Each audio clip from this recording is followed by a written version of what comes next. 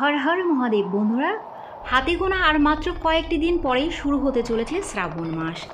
এই মাসে লক্ষ্য করবেন অধিকাংশ বিবাহিত মহিলাদের হাতেই রয়েছে সবুজ চুড়ি এবং বেশিরভাগ সময়ই তারা সবুজ বস্ত্র পরিধান করেন। আপনি কি কখনো ভেবে দেখেছেন কেন শ্রাবণ মাসেই এগুলো পরা হয়? ভগবান শিবের সঙ্গে সবুজের সম্পর্ক কী? তাহলে দেবাদিদেব মহাদেব কি সবুজেই তুষ্ট?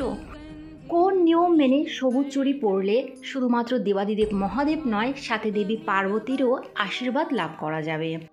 চলুন বন্ধুরা, এই সকল গুরুত্বপূর্ণ তথ্যগুলো এবার আমরা জেনে নেই। ভগবান শিবের আরাধনা বা উপাসনা করার জন্য হিন্দু ধর্মে শ্রাবণ মাসকে অত্যন্ত শুভ হিসাবে মানা হয়। এমনকি শ্রাবণ মাস মহাদেবের প্রিয় মাস বলেও প্রচলিত বিশ্বাস রয়েছে।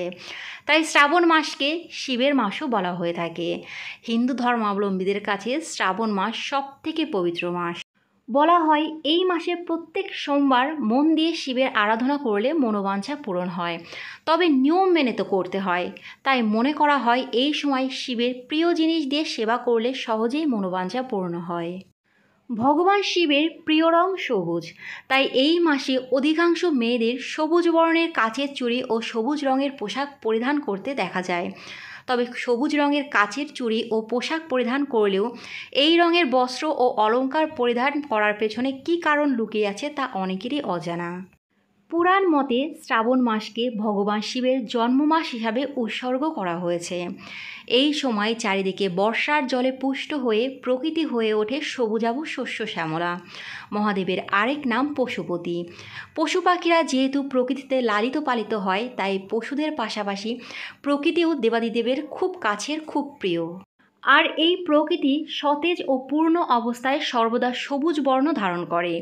এই সবুজ রঙই বিশুদ্ধতা, সতেজতা ও পবিত্রতার প্রতীক। তাই আরাধ্য ভগবান শিবকে প্রসন্ন ও তুষ্ট করতে স্বামী ও সন্তান ও পরিবারের মঙ্গল চেয়ে সবুজ রঙের কাচের চুড়ি ও পোশাক পরিধান করে থাকেন মেয়েরা। বাস্তু বিশেষজ্ঞরা মনে করেন সবুজ রং প্রচুর মাত্রায় জীবের মধ্যে পজিটিভ এনার্জির প্রতিফলন ঘটাতে সাহায্য করে। তাই মানসিক ভারসাম্যহীনতা বা মানসিক অশান্তি হলে ডাক্তারেরা পাহাড়ে ঘুরে আসার পরামর্শ দিয়ে থাকেন, কেননা পাহাড়ে অধিক মাত্রায় সবুজ পরিবেশ বিরাজ করে, যা মনকে শান্ত ও শীতল করে। শ্রাবণ মাসে ভগবান শিবের আশীর্বাদ পেতে নানা ধরনের ব্যবস্থা নেওয়া হয়। এই পবিত্র মাসে সবুজ শাড়ি ও সবুজ চুড়ি পরলে ইতিবাচক শক্তি আসে। বিশ্বাস করা হয় সবুজ রং মহাদেবকে খুব খুশি করেন। তাই এই মাসে বিবাহিত মহিলারা যারা সবুজ রঙের চুড়ি ও পোশাক পরেন তারা সৌভাগ্যের আশীর্বাদ পান। এছাড়াও সবুজ রং পরিধান করে শিব পার্বতীর পূজা করলে পরিবারের মঙ্গল হয়। সবুজ রং সুখ ও সমৃদ্ধির প্রতীক।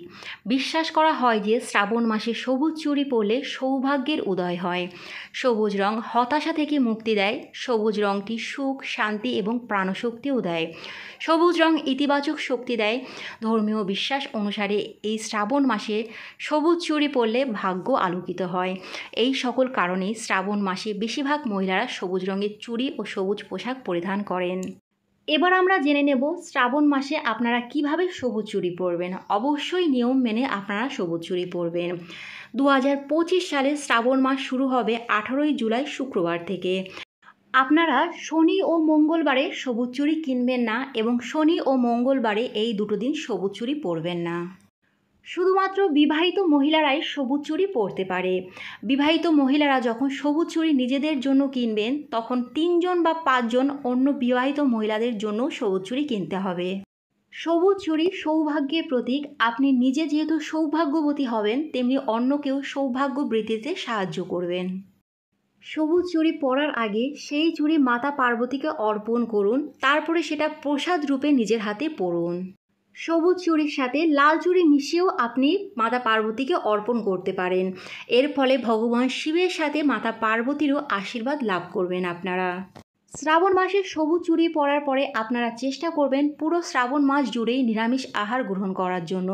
যদি সেটা সম্ভব নাও হয়, প্রত্যেকটি সোমবার মহাদেবের আরাধনা ও ব্রত উপবাস করবেন।